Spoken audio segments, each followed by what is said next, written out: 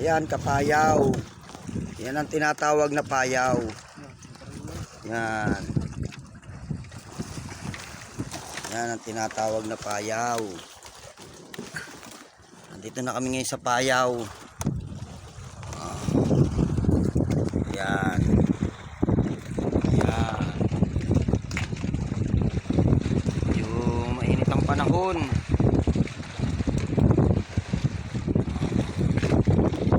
Lagi yan.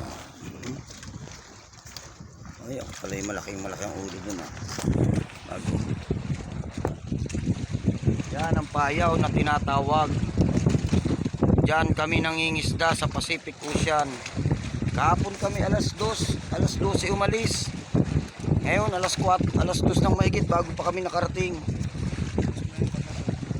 Medyo malayo-layong biyahe.